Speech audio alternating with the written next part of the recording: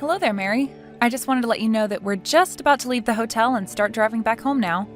So thank you so much for watching the house for us while we were gone. We really do appreciate it. It's not a problem at all, Julie. I mean, you and Brandon have been so far apart. I'm glad you got a nice little vacation. You had said you two really wanted to spend some time together, given all that's happened, right? Yes, and I really, really needed it. I will say that much. Well, that's just lovely to hear. I take it that you two enjoyed your time then. Yes, it was really a lovely time, and I'm so glad I was able to do that. Next time I decide to take a trip, though, Brandon and I will make sure that we make arrangements for all three of us to go. I was talking to Brandon, and he insisted on it. Oh, well, isn't my son just the most thoughtful young man? That sounds lovely, by the way. Although I just know that you and I are going to be quite lonely from here on out. Can you believe that Brandon is being asked to work away from home for a whole year? I know. I don't know why I thought I was going to be okay when he first told me. But now I'm starting to wish that I really did ask about going out and moving with him for his new job. I know, but at least it's just 1 year, and then the two of you will be back together again. Besides, you're going to keep working even while he's gone, right? Next time we decide to take a trip, though, Brandon and I will make sure that we make arrangements for all three of us to go. I was talking to Brandon, and he insisted on it. I think you're going to be just fine. You two make such a nice couple. Do you know that? Of course, the fact that he's leaving the country doesn't make it any easier. If he was staying here, then at least he could come and visit some weekends or holidays or something like that. But I guess that just might not happen now. I know, I really am just so sad about the whole thing. If I can be honest, I just really miss my husband. What? But you two haven't even been married for a full year. Can you really say that you miss him that much? Besides, at least we still have each other, right? I'm probably the only other person who knows just quite how you feel, since we're both missing the same person. Besides, if you're really feeling that lonely, I have some work around the house you can do to take your mind off of things, haha. You know, I think I might just have to ask for a pass on that, if it's okay. Of course, dear, I was only joking with you. Anyways, I guess if you're leaving from the hotel now, that you won't be getting back home until quite late, yes? Do you know what you're going to do for dinner? Yeah, I was just thinking of eating at home, if that's okay with you. Of course, that's not a problem at all. I'll think of something to cook for you before you get here. Mary, are you sure about that? You know that you really don't have to do that for me. You really can be too kind sometimes, do you know that? Oh, please, it's the least I can do. Besides, I was still going to have to cook dinner for myself. It's nothing to just cook a bit more so that you have a bit too. Not to mention the fact that, unlike you, I've got nothing but time on my hands. I know, but you certainly haven't let retirement slow you down at all. You're as energetic as ever. Oh, well, I certainly don't feel it most days. All I feel are the years weighing down on me most of the time. Well, even if that's true, you certainly don't show it at all. Well, thank you so much, dear. I would be lying if I said that I didn't really try to take care of myself. Anyway, I guess I'll get things ready for dinner.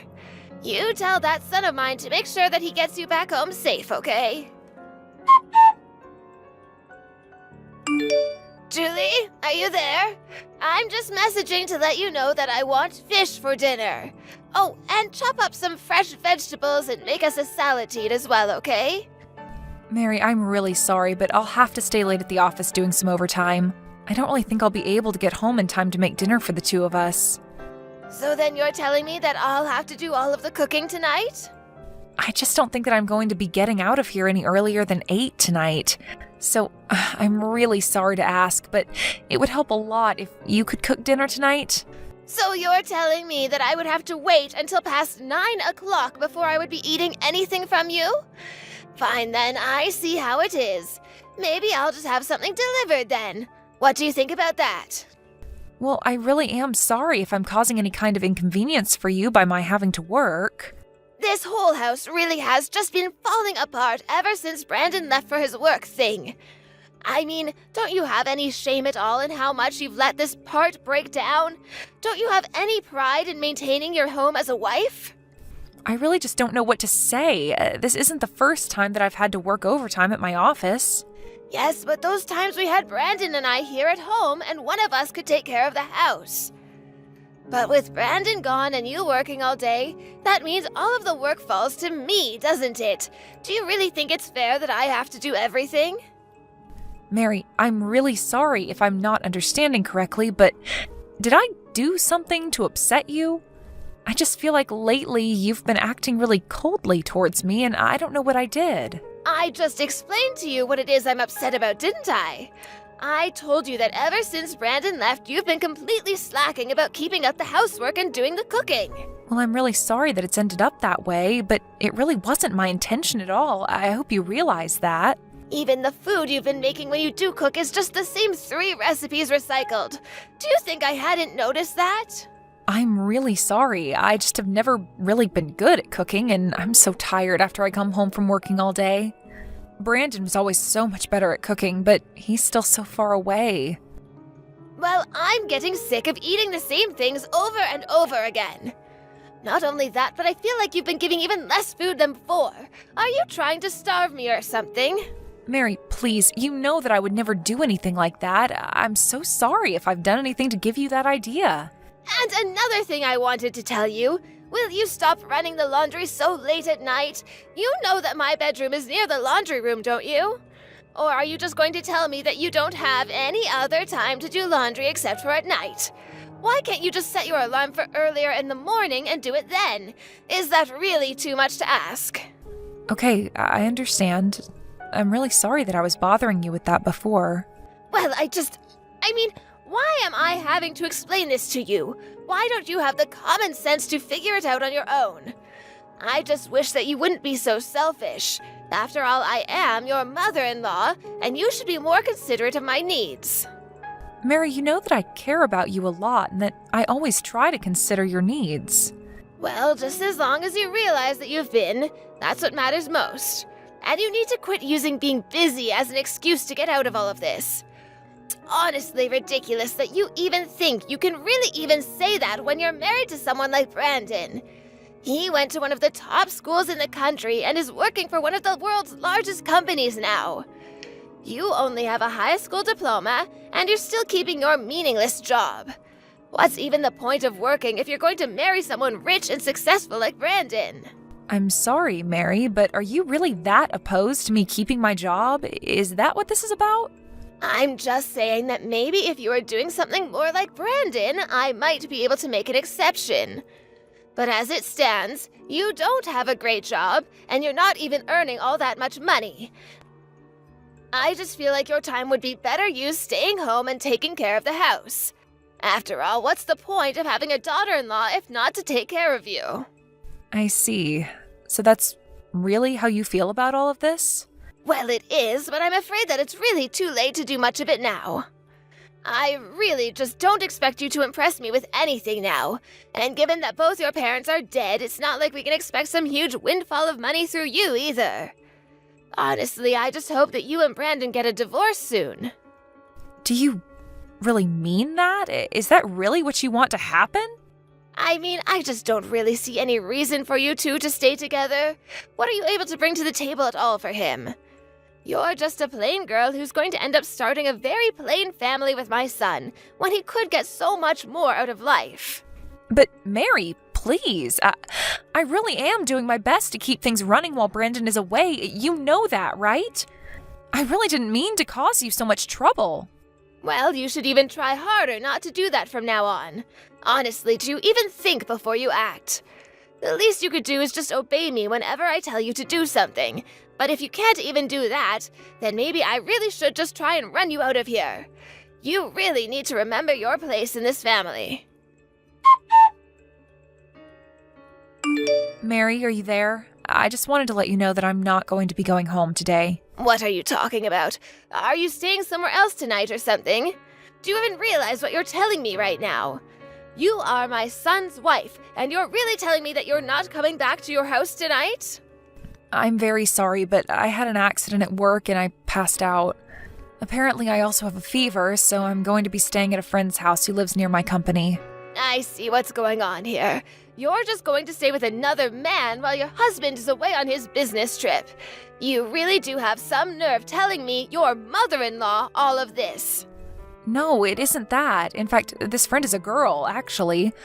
Also, I've already told Brandon about what happened. Oh, really? Well then, who is going to make sure that I have dinner in the evening, and that breakfast is ready for me when I wake up? And who is going to do all of the cleaning and laundry around here, huh?